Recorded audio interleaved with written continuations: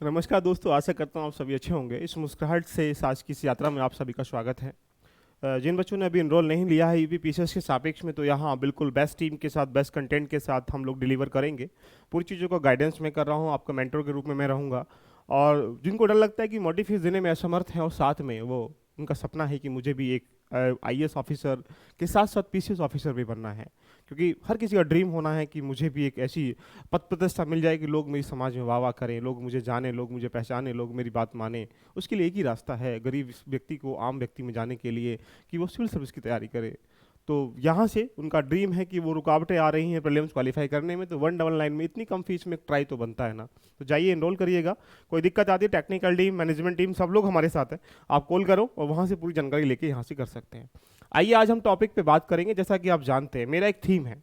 मेरा हमेशा यही मानना है कि जब भी कुछ जो टॉपिक पढ़िएगा उसको इस तरह से कंप्रेहेंसिव तैयारी करिएगा, जैसे आप उस टॉपिक को समझने का प्रयास कर रहे हो। जैसे हम लोग क्या करते हैं, मतलब जब हम किसी न्यूज़ को पढ़ते हैं तो ये जान लेते हैं हुआ क्या, क्यों हुआ, कैसे हुआ, कहाँ हुआ, क्या हुआ।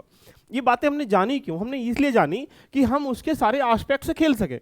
तो जब आप किसी भी टॉपिक को पढ़ें तो यूपीएससी की यात्रा में जाएंगे आप, या यूपीपीसीएस की यात्रा में जाएंगे, या जो भी आप एग्जाम दे रहे हैं, कोई भी एग्जाम दे रहे हैं, उसके सापेक्ष में अगर आप ये तैयारी कर लें कि इस टॉपिक से आने वाले जो प्रश्न की ढांचा है, तो देखा जाए तो यहाँ लगभग 500 से लेकर 600 टॉपिक का एक संयुक्त अध्ययन है।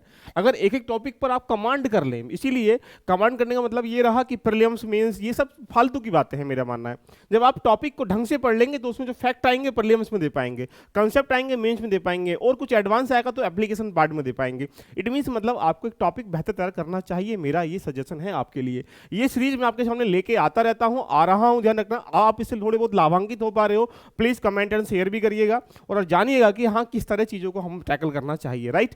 तो आज हम पढ़ेंगे वंस लोड में वन टॉपिक, यानी एक क्लास में एक टॉपिक हम खत्म कर लेते हैं, उसके बारे में जानेंगे। आज हम समस्या के बारे में जानेंगे कि भैया ये रिवोल्ट 1857 क्या है, इसके बारे में जानने का प्रयास करेंगे। वो हमारी पहली क्रांति जहां से हमारी आजादी की नींव पड़ी, वो पहली क्रांति जहां से हमने अपने लोगों के, जनता के अंदर आक्रोश देखा, वो पहली क्रांति जहां से हमने देखा कि यहाँ सफलताएं जो मिल सकती हैं आज़ादी की, वो जड़ें कहाँ कहाँ हमारे पास रोक रही हैं, उन पे काम करना चाहिए। तो ये जानेंगे कि इसके सापेक्ष में प्रश्न कैसे बनते हैं। हम पूरा कॉम्प्रिहेंसिव तैयारी करते हैं, ये मेरा एक स्टाइल है पढ़ाने का। तो आई थिंक मुझे लगता है that is my humble request, if आप बाइंड टू, अगर आपसे थोड़े बहुत भी पार्टिसिपेट कर पा रहे हो, मजा आ रहा है, लाइक एंड शेयर जरूर कर दीजिएगा, राइट। अब इसमें हमें पढ़ना क्या है, इसकी फिल्म बनानी पड़ती है। देखिएगा, मैं हमेशा कहता हूं कि जब तक किसी टॉपिक की फिल्म नहीं बनेगी तो उसकी स्क्रिप्ट अगर बढ़िया नहीं होगी तो फिल्म में मजा नहीं आएगा। समझिएगा, यदि आप 3 घंटे की मूवी को देखते हैं तो 3 घंटे की मूवी देखने का पर्पस ये रहा कि उसको सिक्वेंस वाइज लगाया गया है, आनंद भी रखा गया है, उसमें पूरी थ्योरी भी रखी गई है, कोई सिद्धांत भी रखा गया, एक मैसेज भी दिया गया है, सारी चीज़ों को सिक्वेंस लगाया गया। यदि पहला वाला पार्ट जो है लास्ट में लगा दें, लास्ट वाला पार्ट पैटर्न लगा दें, गाना इधर उधर ठोक दें, तो क्या उसमें मजा आएगा? मजा क्यों नहीं आता है? क्योंकि हम चीज़ों को सीक्वेंस वाइज नहीं लगाते हैं। तो जरूरी है जब भी आप कोई टॉपिक पढ़ें, जब भी कोई यात्रा करें, उसकी फिल्म को बना लीजिएगा, ये डेफिनेटली है। चलें, अब इसमें फिल्म बनाने का पर्पस ये रहा कि हमें क्या क्या चीज़ों को सीक्वेंस वाइज पढ़ना है और क्या हमें इसमें मैनेज करना है। लाइक पहले क्या जानोगे, ये है क्या, क्रांति का अर्थ समझोगे कि इसका मीन्स क्या होता है, क्रांति हुई क्यों थी, क्या हुई थी, कैसे हुई थी, इसके बारे में जानोगे। उसके बाद आप जानोगे इसका कारण क्या था होने का, इसका रीजन क्या था। अब इसके रीजन के बारे में समझोगे तो रीजन एक तो हो नहीं सकता, पॉलिटिकल रीजन भी हो सकता है, इकोनॉमिकल भी हो सकता है, या सैनिक भी हो सकता है, तत्कालीन भी हो सकता है, धार्मिक भी हो सकता है। इन रीजनों के बारे में थोड़ी थोड़ी एक फिल्म सी बनाओगे।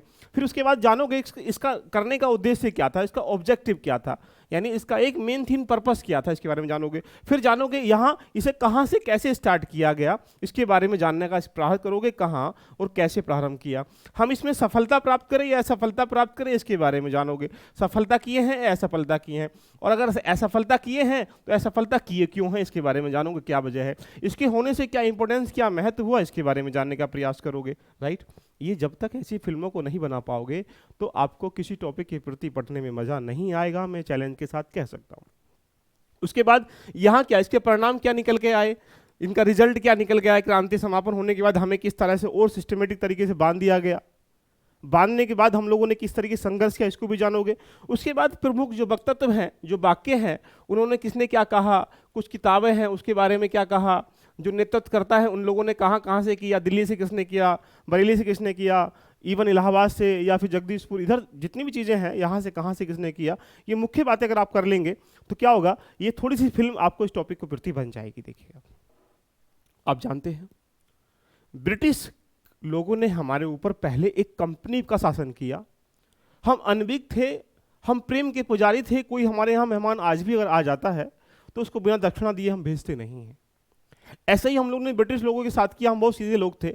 उन लोगों ने हमें लालच में डालकर व्यापार करेंगे तो माला माल हो जाओगे, जैसे आज की बहुत बड़ी कंपनियां करती हैं। तो जब हमने ऐसी सोचा कि ऐसा करने से हमें मजा आएगा, तो इंडिया के लोग मजा ही चाहते हैं, आज भी चाहते हैं, पहले भी चाहते थे। तो उस मजे ने हमें इतना मजा दिया कि हमें लगभग 300-350 वर्षों गुलामी की जंजीरें झेलनी पड़ी। तो यहां से समझेंगे, पहले कंपनी का शासन था, उसके बाद कई सारे एरियो पे शासन हो गया, क्रांति के बाद पूरे भारत पे शासन हो गया। तो ये जानने का विषय बन जाता है। ये एक दिन की प्रक्रिया नहीं है, ये लंबी प्रक्रिया है। आइए हम इसे वन टाइम करते हैं। पहली बात, क्रांति होती क्यों है? क्रांति होती है विरोध होता है, उसको क्रांति कहते हैं। और विरोध वो छोटे स्तर पे होगा, बड़े स्तर पे होगा, उससे बड़े स्तर पे होगा। मान लीजिएगा, आप घर से लीजिएगा, ए बी है, पति पत्नी में झगड़ा हो गया, वो भी एक क्रांति है। उसके ऊपर जाएंगे, दो परिवार में झगड़ा हो गया, वो भी एक क्रांति है। उसके ऊपर जाएंगे, कुछ समुदाय में झगड़ा हो गया, वो भी एक क्रांति है। उसके ऊपर जाएंगे, जब बड़े स्तर पर हो जाएगा तो महाक्रांति बन जाएगी। तो ये जो 1857 क्रांति है, महाक्रांति है। ये पूरे भारत में क्रांति हुई। लेकिन ऐसी कौन सी रियासतें थी कि क्रांति होने के बाद भी उन्होंने भारतीयों का साथ नहीं दिया? जैसे एक रामपुर है, बहुत सारी रियासतें ऐसी हैं जहां उन्होंने ब्रिटिश गुलामी जंजीरों से जकड़े हुए थे। उन लोगों ने, देखा जाए तो हमारे भारतीय समुदाय का अगर ये सारे लोग, इंडिया के लोग साथ देते तो यहाँ गुलामी की जंजीरों में पकड़ता कौन? ध्यान रखना, ब्रिटिश लोगों को यहाँ होता कैसे? तो यहाँ दो पक्षों में इंडिया बट चुका था, एक सपोर्ट कर रहा था और एक विरोध कर रहा था। जो सपोर्ट कर रहा था वो यहाँ से जितनी भी चीजें प्लानिंग करते थे बेचारे, ये तो वो बता देते थे कि ऐसे ऐसे होने वाला है, वो वहीं ठप्पा मार लेते थे। तो ये बड़ी लंबी जंजीरें हैं जो हम लोग तोड़ते 1950 तक तोड़ पाए। लेकिन क्या आज भी हम तोड़ पाए हैं? बोलेंगे सर नहीं तोड़ पाए। क्यों? क्योंकि आज भी हम उनके रूल रेगुलेशन से क्या है, बंधे हुए हैं। तो जानते हैं कि क्या क्या कारण है, यहाँ से बात करते हैं। बहुत मजा आ जाएगा, वन टाइम फिल्म बनेगी, हम प्रश्न को भी करेंगे, सारी चीजें जानेंगे। तो अगर कारण के रूप में अगर पूछे कि क्रांति के मुख्यतः क्या कारण है, तो उसको कई सापेक्ष में आप लिख सकते हैं। जैसे राजनीतिक कारण भी था, पॉलिटिकल रीजन भी था, सामाजिक कारण भी था, सोशल पावर पर्पस भी था, धार्मिक कारण भी था, और यहां सैनिक कारण भी था। और लास्ट पॉइंट जो बना वो तत्कालीन कारण था, यानी जो एक प्रेजेंटली कारण था। तो कारणों के रूप में अगर देखें तो 4 से 5 प्रकार के कारणों को आप यहां डिपेंड कर सकते हैं। आइए हम बहुत मस्ती के साथ वन बाई वन करके पढ़ेंगे। पहले अगर राजनीतिक कारण की चर्चा करें, हमारा देश पहले रियासतों में कन्वर्ट था। तो जब रियासतों पे कब्जा करना स्टार्ट किया ब्रिटिश लोगों ने, तो यहां आप जानते हैं कि जो मुगल काल का सबसे अंतिम शासक था, जिसको हम लोग कह सकते हैं बहादुर शाह जफर, तो उन्होंने, इससे पहले अगर आप जाएंगे तो 1803 में जो एक मुगल काल का ब्रिटिश शासन था, उसने ब्रिटिश मॉडल लेके आ गए कि जो ये शासक है वो ब्रिटिश मॉडल के अंतर्गत कार्य करेगा, उनकी मान मर्यादों के अनुकूल कार्य करेगा। तो डलहौजी ने क्या किया, ऊपर से जो लाल किले पे यहाँ एक झंडा था, एक किले से हटने के लिए जो बादशाह की उपाधि, उसको भी हटा दिया कि भैया तुम अपनी उपाधि को भी छोड़ोगे, लाल किले से हटोगे। आप सोचिएगा, इमेजिन करिएगा, कितना दर्द होगा कि तुम्हारे घर पे कोई कब्जा करने कोई और आ जाए। तो यानी जो एक राजनीतिक चीजें लेके चल रहा था देश आगे, जो बड़े बड़े सम्राट थे यहाँ पे, या जो एक प्रकार की सिस्टमेटिक ढांचा थी, अगर वो उस पर काबू कर लेगा ब्रिटिश सरकार, तो जो यहाँ पॉलिटिकल चीजों से आस्पेक्ट रखते होंगे, चाहे बहादुर शाह जफर हो या मुगल काल की पूरी नीतियां हो या भारत राजनीतिक प्रणालियां हो या रियासतें हो, वो क्या होगा, उनसे घृणा करने लगेंगे। और ये घृणा इस तरह से बढ़ जाएगी कि एक दिन ऐसा होगा कि उनकी जो जागीरी है वो भी छिमती चली जाएगी। मान लीजिएगा आज आपको गाँव का प्रधान बना दिया जाए, कल को तुमसे 10 दिन बाद प्रधानी के लिए प्रस्ताव लेके हटा दिया जाए, तो क्या होगा, कितना दर्द होगा आपको। तो वो क्या होगा, एक ग्रुप बनाना स्टार्ट करेगा, दूसरा जो प्रधान उतरा है। तो यहीं से जब राजनेताओं को शोषित किया गया ब्रिटिश सरकार के द्वारा, तो यहां उनके मन में घृणा होने लगी। अब समस्या ये आती कि बेचारे वो अकेले इस दम पर युद्ध कर नहीं सकते, क्योंकि जनता अभी उनके साथ है ही नहीं। तो ये एक कारण लंबे समय से चला आ रहा था कि 1803 से भी ब्रिटिश सरकार के द्वारा मुगल सम्राट को लाल किले हटने के लिए भी कह दिया गया, और मान मर्यादाएं उनकी सारी खत्म कर दी गई। और रयासा जो आया यहां से, डलहौजी की नीति यही थी कि भैया जो प्यार से आ रहा है ठीक है, नहीं तो जबरदस्ती ले आओ, हड़प नीति जिसको हम लोग कह सकते हैं। तो लाल किले से भी हटने के लिए बोल दिया। तो ये भी एक मुख्यतः उनका जीवन का एक कारण है, जिसके साथ जो है समस्या का सामना करना पड़ा। नंबर 2 पॉइंट करते हैं आर्थिक कारण। आपने देखा होगा ब्रिटिश लोगों के द्वारा इकोनॉमिकल गुलाम ज्यादा बनाया गया। जैसे नए नए आविष्कार करना, कहां से आएंगे आविष्कार करने के लिए पैसे? नए नए करों में वृद्धि करना, वृद्धि करने से कर कौन अदा करेगा? ब्रिटिश के लोग थोड़ी कर रहे हैं, खेती बाड़ी जितना भी कर रहे हैं इंडिया के लोग कर रहे हैं। उसके बाद यहाँ जो उद्योग धंधे हैं वो लगातार यहाँ के नष्ट हो गए, भारतीय उद्योग धंधे नष्ट हो गए। उनसे कहा गया कि भैया हमारे यहाँ चाय अच्छी बनती है, या हमारे यहाँ पैंट अच्छी बनती, तुम्हारे यहाँ पैंट बढ़िया नहीं बनती, हम अपने यहाँ की पैंट लेके आएंगे। तो उद्योग हमारे यहाँ के लगातार क्या हो गए, डैमेज होने स्टार्ट हो गए, और ब्रिटेन के उद्योग यहाँ क्या हो गए, लगातार फूलने फलने लगे। इससे क्या हुआ, यहाँ जमीनी स्तर पर जो हो रहा था लगातार दिक्कत का सामना करना पड़ रहा। और इवन कहा जाए लगातार बाढ़ आने के बाद भी, सूखा होने के उपरांत भी अगर देखा जाए तो यहाँ के लोगों ने, ब्रिटिश लोगों ने लगान को कभी मना ही नहीं किया। तो लगान की समस्या होने से भी जो किसान था, फसल बर्बाद हो रही फिर भी लगान कर रहा है, कभी कभी घास बेच के लगान अदा कर रहा है, उसके दिल पर क्या बीत रही होगी। तो एक आर्थिक कारण के रूप में ये भी इकट्ठा हो गया।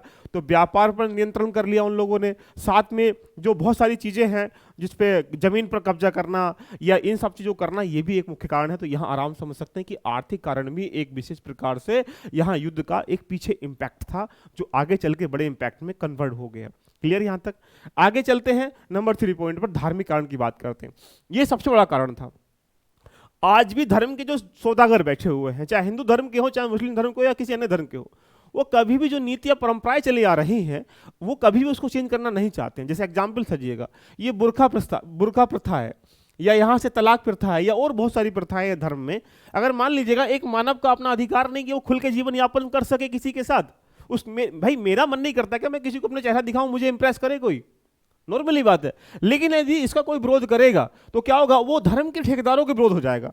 तो धार्मिक कारण में जैसे जैसे हमारे विलियम बेंटिक ने डलहौजी के माध्यम से जो हिंदू समाज में जो परंपराएं थी, कौन कौन सी परंपराएं थी, बहुत सारी परंपराएं थी कि भैया यहाँ पे जो कुरीतियां हैं, जाति प्रथा की या सती प्रथा की, कन्या प्रथा की, ये जितनी प्रथाएं हैं इन पे क्या किया, अटैक कर दिया। और जब अटैक करेंगे तो धर्म के जो ठेकेदार बैठे हुए हैं उनके दिल जलने लगेगा, उनसे आग निकलेगी, लेकिन कर कुछ सकते नहीं क्योंकि वो गुलाम है जंजीरों में। तो यहां से क्या हुआ, इन विचारों के माध्यम से वहां मौलवी, जो पंडिती मौलवी जितना भी होता है, मौलवी है, पंडित हैं, बाकी जो सौदागर बैठे हुए हैं, उनके दिल में आग लगने लगी धीरे धीरे, लेकिन कर कुछ नहीं कर सकते, जंजीरों में बंधे हुए। तो यहां से यहाँ ये सारी चीजें क्या हुई, इकट्ठा होने लगी। और ये कहा भी गया है कि यहाँ से ब्रिटेन के लोगों का यहाँ आने का मेन जो पर्पस था बेटा, वो एक ही रास्ता था कि यहाँ व्यापार तो करना, लेकिन व्यापार के पीछे क्या है, ईसाई धर्म में कन्वर्ट करना, ईसाई बनाना है। इसका मतलब समझते हो कि धार्मिक कारण भी कहीं कहीं उनका इंटेंशन था। तो ये भी कारण क्या हुआ, लगातार पनप गया। यहाँ से आगे बढ़ते हैं, यहाँ से अगली बात का सैनिक कारण देखिएगा। बंगाल के अधिकांश जो सैनिक थे, आप जानते हैं, ब्राह्मण थे, राजपूत थे, और कॉर्नवालिस ने वहां पे कई सारी नीति यहाँ ऐसी फॉलो करी जो उसका सामना करना पड़ा। जैसे वेतन में अंतराल होना, साथ में वेतन के अंतराल के आसपास जो यहाँ पे एक बर्मा जाने का अधिकार देना, और ये कहा कि यदि यहाँ के सैनिक बर्मा पार, समुद्र पार जाएंगे तो वहां ये कहा गया कि वहां का मतलब है कि वहां का भोजन ग्रहण करना। और वहां भोजन कैसा है, भैया मांसाहारी है, और जब मांसाहारी खाएंगे तो धर्म क्या हो जाएगा, भ्रष्ट हो जाएगा। और जब धर्म भ्रष्ट हो जाएगा तो इससे क्या होगा, हमारे दिल पे, दिमाग पे, सब पे ठेस पहुंचेगी। हम धर्म को पहले स्वीकार करते हैं।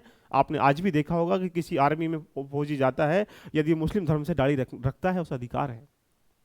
तो यानी हमारा 1806 में जब यहाँ माथे पर तिलक लगाना, पगड़ी रोक करना, या 1824 में यहाँ बर्मा जाने के लिए संदेश देना, ये बहुत सारी जो परंपराएं हैं, ये क्या हुई, सैनिक कारण के रूप में कन्वर्ट होने लगी। तो सैनिक के अंतर्गत भी क्या हुआ, रोष की भावना इकट्ठा होने लगी। तो यानी सैनिक कारण भी इसमें एक इफेक्ट डालता है। अगले बात डालेंगे तत्कालीन कारण की। ये सबसे जबरदस्त कारण है। इसमें अगर देखा जाए तो 1856 में सरकार के द्वारा जो पुराने लोहे की बंदूकें हुआ करती थी, उनकी जगह ब्राउन बेस के स्थान पर न्यू इनफील्ड राइफल नाम की बंदूकों को लॉन्च किया गया।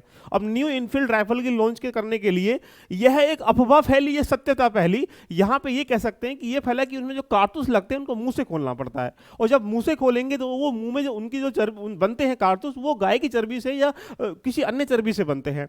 तो फिर सोचिएगा, जब गाय या सूअर की चर्बी से वो बनेंगे तो उसके अंदर क्या हो जाएगा, उनका धर्म क्या हो जाएगा, भ्रष्ट हो जाएगा। हालांकि इसके पीछे भी लॉजिक है।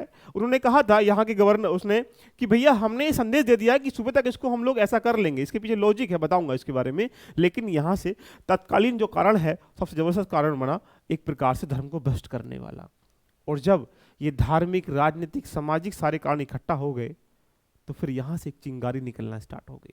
वो चिंगारी बहुत लंबी है, ध्यान रखना। उसको समझने के लिए लॉजिकल पैटर्न पे आते हैं। तो हमने क्या समझा मेरे बच्चों, कि यहाँ से हमने कितने कारण हैं, इनको बहुत इजी वे में समझ लिया। आप लिखेंगे आराम से इसको लिख पाएंगे। आइए हम लोग आगे बात कर लेते हैं कि क्या इसमें हमें और पढ़ना चाहिए।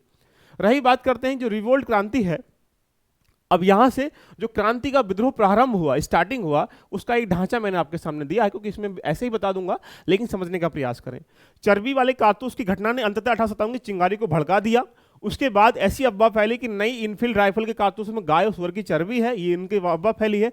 लॉर्ड कैनिंग ने समयग्रस्त कारतूस को हटाकर गलत को ठीक करने के लिए प्रयास किया, लेकिन नुकसान पहले से ही हो चुका था, कई जगह दंगे हो चुके थे। देखो मैंने बताया था अभी। और जब वो दंगे हो चुके थे तो 10 मई 1857 को दिल्ली के 58 किलोमीटर दूर मेरठ में शुरू हुआ और तेजी से यह बड़े क्षेत्र में फैल गया, जिसमें उत्तर प्रदेश में पंजाब, दक्षिण अफ्रीका, नर्मदा, साथ ही पूर्वी बिहार, पश्चिम में राजपूताना शहर में ये इस तरह से हो गया। 1857 की 57 फरवरी माह में बेरामपुर जो पश्चिम बंगाल जो 34वीं रेजिमेंट इनफैक्ट है, उसमें आप जानते हैं कि यहाँ से उन लोगों ने भी क्या किया, बगावत कर दी। और बगावत करने के बाद आप जानते हैं कि 8 अप्रैल को यहाँ पे आपको पता है कि उसको फांसी दे दी गई, बैरकपुर में जो यूनिट के थे मेजर जी को। ये बड़ी समस्या का सामना करना पड़ा। तो यहाँ से क्या हुआ, चिंगारी एक प्रकार से कभी वहाँ घटना हो रही है, एक प्रकार से वहाँ घटना हो रही है। ये घटनाएं क्या हुई, जब मंगल पांडे की 8 अप्रैल 1857 की क्रांति उसमें फांसी दे दी गई तो क्या होगा, एक आग फैल गई।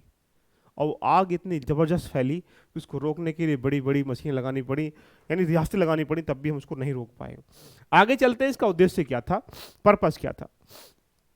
देखिएगा, किसी भी क्रांति का एक उद्देश्य होता है। जैसे किसान बिल भी एक क्रांति थी, लेकिन उसका उद्देश्य क्या था, उसका उद्देश्य था कि भैया किसान बिल वापस करना नहीं, मर जाएंगे लेकिन वापस करा के जाएंगे, ऐसा ही था।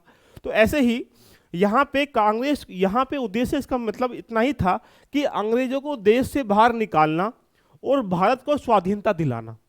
अब सोचो, अगर ये क्रांति हमारी सफल रही होती तो काहे 1857 से 1947 तक वेट करना पड़ता, 90 साल क्यों करना पड़ा? क्योंकि हमारे यहाँ के ही लोग उनके साथ तालमेल करके शाम को पी रहे हैं, मंजरा कर रहे हैं, एंजॉय कर रहे हैं। अरे छोड़िएगा ना, जनता है, आज भी यही होता है ना, नेता लोग शाम को बैठकर रोज करते हैं एंजॉय, तुमको ही तो मूर्ख बनाते हैं ना। तो ऐसे रियासत के जो मालिक थे, जो जिनको नरेश कहा जाता था, वो मजा लेते थे क्योंकि उनको पैसा मिल रहा था ब्रिटिश सरकार से। तो काहे आज ऐसा ना करे, राजनीतिक चीज में आज भी ऐसा होता है, लेकिन वो दृश्य अदृश्य के रूप में देखा जाता है।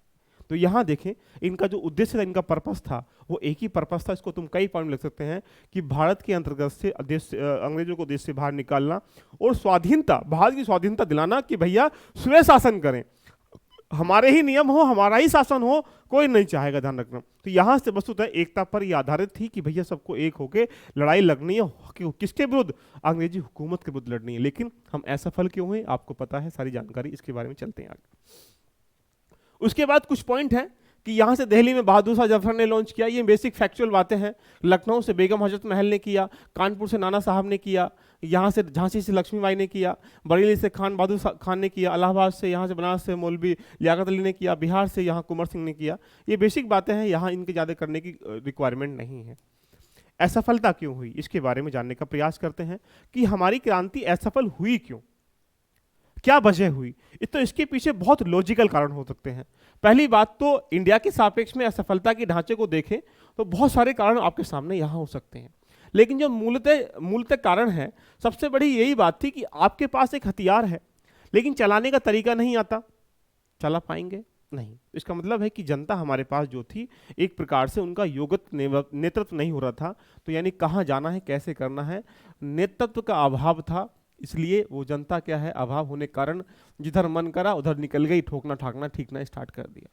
सबसे बड़ी यहाँ से जो हमारे यहाँ के नरेश थे, जो राजा थे, जिनको नरेश कह सकते हैं, नरेश और राजा की भूमिका ना होना सभी की। जैसे एग्जाम्पल में कश्मीर है, कपूरथला है, पटियाला है, बीकानेर है, रामपुर है, जयपुर है, और भी बहुत सारी, यहाँ से मेवाड़ है, भरतपुर है। यहाँ के राजाओं ने क्या किया, अंग्रेजों का साथ दिया। और जब क्रांति में उनका साथ दे रहे हैं तो सोचिए हमारे भारतीय लोगों के दिल पर क्या बीतेगी। तो कई कारण हो सकते हैं। फिर यहाँ संगठन का अभाव था, कोई संगठन को लीड करने वाला नहीं था कि भैया कैसे कहाँ करना है। तो ये बहुत सारे कारण यहाँ से हो सकते हैं। यहाँ पे शस्त्रों की भी कमी थी हमारे पास, सिर्फ आज भी लाठी डंडे होते हैं हमारे पास, मिसाइलें नहीं हैं आज भी ज़्यादा। तो यहाँ पे शस्त्रों की कमी थी, हथियारों की भी क्या थी, कमी थी, बस हम डंडे लेके निकल चुके हैं, ध्यान रखना, यही सब बातें थी। और भी क्या, सैनिक का अभाव था, सैनिकों का अभाव था कि कैसे चीज़ें करनी है, सैनिक का अभाव था, उनके पास टेक्नोलॉजी थी। और भी था, यहाँ से कुशल सेनापति नहीं थे कि भैया कैसे लीड करना है, कुशल सेनापति ये नहीं थे।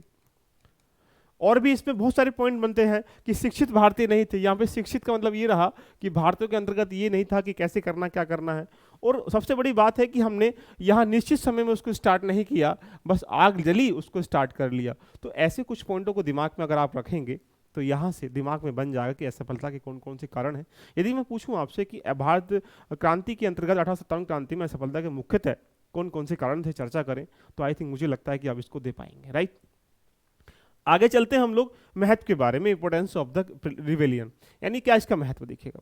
जब भी कोई हम किसी पत्थर को तोड़ने का प्रयास करते हैं तो आपके दिमाग में बन रहा होगा कि एक चोट इस पे अगर मारी है आपने, दूसरी चोट मारी, तीसरी चोट मारी, चौथी चोट मारी, उस चोट मारने के बाद अगर वो छठी चोट में टूटा है तो इसका मतलब ये नहीं कि इन चोटों का कोई अर्थ नहीं है। तो यदि हम 1947 में आज़ाद हुए हैं, इसका मतलब ये नहीं कि यहाँ भारत छोड़ो आंदोलन में गांधी ने आज़ाद कर दिए या बाकी लोगों ने आज़ाद कर दिए। इसके पीछे लंबी यात्रा है। इस लंबी यात्रा में 1857 का भी क्या है, एक योल है। 1857 की क्रांति अगर नहीं होती तो आईएनसी की स्थापना नहीं होती, इंडियन नेशनल कांग्रेस की स्थापना नहीं होती, लोग यहाँ के जागरूक नहीं होते, जागरूक के साथ साथ यहाँ अपने अधिकार को नहीं जान पाते। तो यानी यहाँ इसका रोल है। तो यहाँ रोल को तुम कम से कम 10, 15, 20 में लिख सकते हैं कि भारतीय जनता के अंदर या भारत लोग के अंतर्गत एक जो भारत राष्ट्रवाद की भावना है वो जागृत हुई। लोग अवेयर हुए, जागरूक हुए अपने अधिकारों के प्रति या अभी वर्गों के प्रति। देश में रूल सिस्टम कैसे प्रभावित कर रहा है इंडिया को ब्रिटिश का, उससे भी लोग जागरूक हुए। तो यहाँ कम से कम तुम कई सारे पॉइंटों में लिख सकते हो कि क्या इसका महत्व था। इसके अलावा यहाँ ज़्यादा कुछ करने की रिक्वायरमेंट नहीं है। हालांकि मैं चाहूँ 2 घंटे में महत्व बोल दूंगा, लेकिन जब एक पॉइंट में बात बन रही है तो यहाँ से हम लोग क्या करेंगे, यहाँ से बात करते हैं कि रिजल्ट ऑफ रिवॉल्यूशन, जो इसके यहाँ परिणाम है क्या रहे। तो परिणाम दोनों ही प्रकार के रहे, पॉजिटिव भी रहे और निगेटिव भी रहे। अगर हम पॉजिटिव की बात करेंगे तो निगेटिव की बात करेंगे, अगर हम इसके पक्ष में जाएं और इसके हम लोग विपक्ष में जाएं, देखिएगा दोनों ही परिणाम हुए। जब आप सोच लीजिएगा, एक यहाँ से एक आदमी लड़ रहा है, एक आदमी भी लड़ रहा है। अब यहाँ से दोनों ही फायदे लड़ रहा है, तो यहाँ पे क्या होगा, नुकसान भी होंगे, फायदा भी होगा, एक हारेगा एक जीतेगा, कौन नॉर्मल सी बात है। पक्ष में जाएंगे तो यहाँ सभी के आत्मबल में वृद्धि हुई कि हम अब जीतेंगे, आत्मरक्षा में आत्मबल में वृद्धि हुई कि भैया अंग्रेज हमारे खिलाफ है, हम कभी ना कभी इनसे लड़के जीत जाएंगे।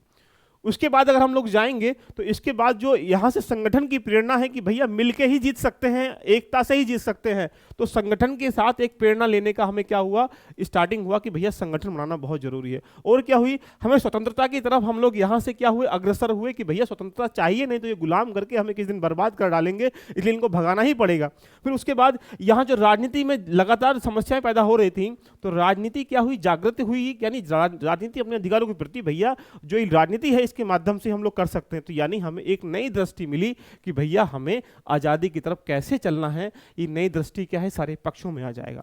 लेकिन जब विपक्ष की हम लोग बात करेंगे तो यहां पे बहुत सारे हो सकते हैं। जो सत्ता का हस्तांतरण है वो कन्वर्ट हो गया, सत्ता का हस्तांतरण। इसका मतलब ये रहा कि भारत से जो पैसा कलेक्ट करता है, पहले वो भारतीय व्यक्ति हुआ करता था, और वो व्यक्ति कौन होगा, वो ब्रिटेन का भी होगा। इसका मतलब ये रहा कि तुम पे अब हमें विश्वास नहीं रहा, अब तुम हमारे, इसीलिए हम लोग 1858 का एक्ट भी लेके आ जाते हैं। और यहाँ पे आप जान सकते हैं कि 22 राय की नीति को हम लोग फॉलो कर लेते हैं, जिससे कि भैया अब हम तुम पे विश्वास नहीं कर सकते। उसके बाद ब्रिटिश लोगों को यहाँ सतर्कता में वृद्धि हुई। सतर्कता का मतलब ये रहा कि भैया अब यहाँ पे हम एक्टिव रहेंगे, कभी ना कभी हमको कहना घात पहुंचाएंगे डेफिनेटली। अब ये जान चुके कि हमने इनके घर में कितना बदनामी का दाग दिया है इनको, अब ये फेल कर चुके हैं।